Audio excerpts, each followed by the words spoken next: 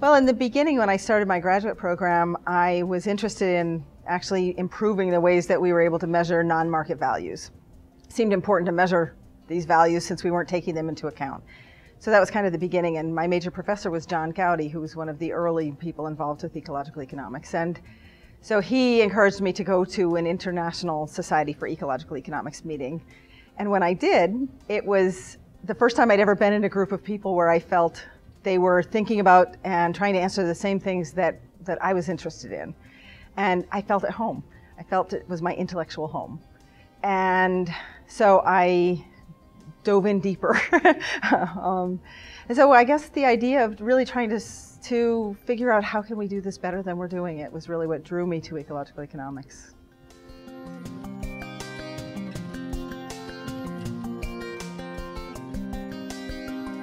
This is a great question and something I've been thinking about a lot lately, especially given that as president of one of the US Society, one of the chapters of the International Society that has this name, I have put a fair amount of thought to that, really thinking about, I guess the way I would express it is that I think institutionally ecological economics is like someone who's in their early 20s.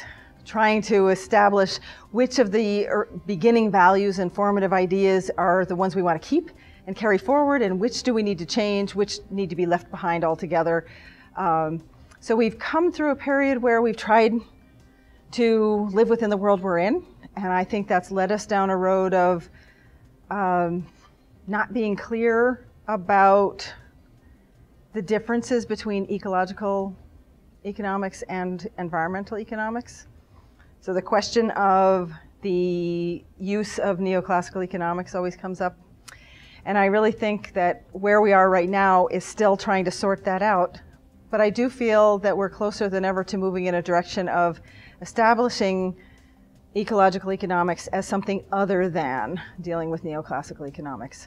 I still believe that neoclassical economics is important because we're in the current dominant paradigm requires us to deal with this.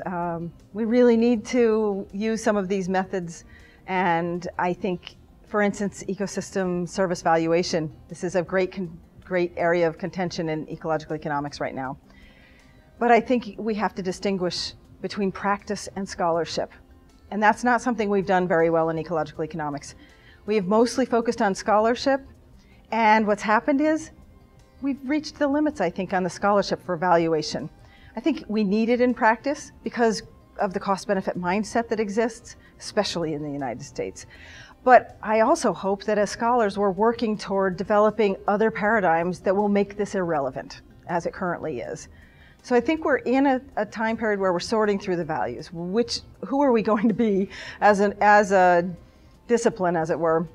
But I do feel as though we're moving in the direction of declaring that we need to come up with alternative solutions to the very big systemic problems that we are not yet facing. Really the macro level issues. We've done what we can do, and we have these tools now to be able to put into practice some of the micro level things, but we need to figure out how do we deal with the complex societies that we've developed, the complex social ecological systems, the human nature interaction, in ways that we can live sustainably. We really need a whole new paradigm.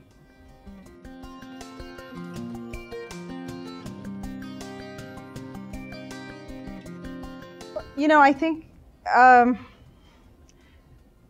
frankly, I think that it needs to distinguish itself as coming up with solutions that are really alternatives to the dominant paradigm.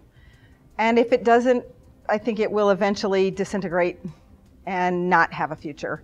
So I really strongly feel that the future of ecological economics is to be the creators, debaters, practitioners of all of the different ways of trying to organize ourselves to live in a sustainable way and to enhance life's quality for all. And not just humans, but the non-human aspects of the globe as well. And that I see as the future of ecological economics. I don't know which path we'll take, but I really see that that is a direction we need to take in order for this area of scholarship and practice to be as beneficial to humanity as it could be.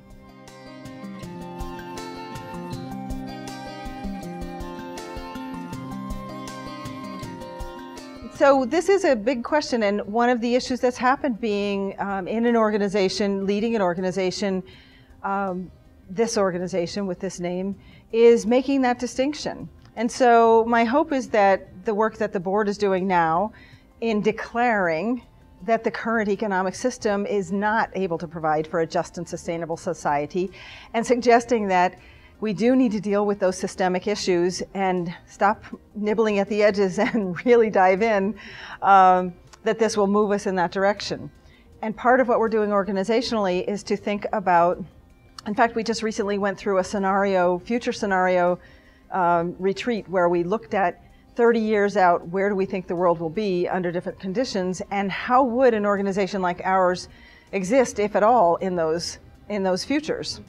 The idea being, of course, as with all scenario planning, that we want to try to be relevant in any one of these possible futures since it's uncertain. And as we looked at this, we realized, once we developed those futures, we realized that networking is hugely important now. And that we're looking at ways to involve practitioners and possibly even citizens as practicing ecological economics. Much in the same way, there's so many of these great activities that are going on everywhere in every community, nearly every community, let me say that. And so we're looking at trying to tap into that at a local level that can build to the national level where we do have presence, but to actually link down subnationally to the local. And we're not quite sure how to do it yet, but that's the idea, is to engage more people in all different ways to try to strengthen the discussions around this and the stories that we need to tell each other about how the world is and how we want it to be.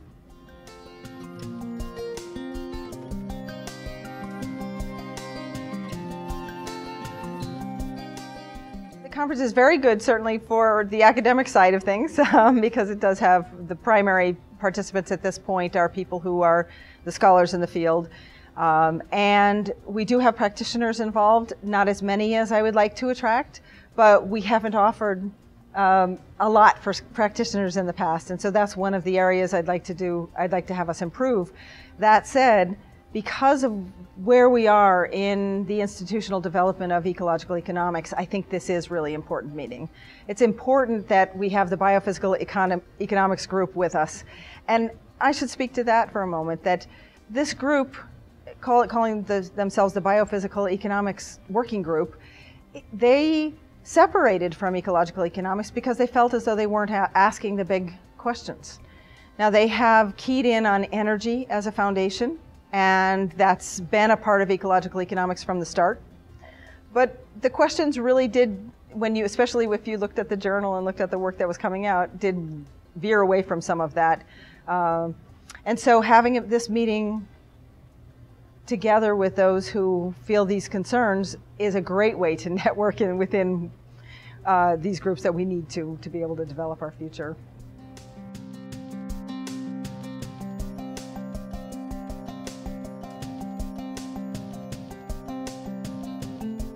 I just gave my presidential address, and I think that we have to really rethink science. So we're dealing with complexity, and we're trying to figure out how to do the science of that. But beyond that, as scientists, I think for ecological economics, especially because of the issues we're dealing with, the unfinished business is we need to talk to each other. We really need to harness the value and power of narrative. We need to, as the scientists working on these things, we need to tell our stories. We need to say what we see, what we think. We need to say when we don't have the answers and that we know they're out of reach by a little bit. And we're not talking about that very much. I think we also need to listen. We need to listen to those who are saying that they feel as though the current economic system is working. Why do they think this is true? How is it that they would believe this when so few seem to benefit from the current system? And so those things will inform us, and together through those dialogues that will result from these narratives is something that's very different than what we've engaged in before. And so I really believe that it's not just science, but it's also stories that will help us.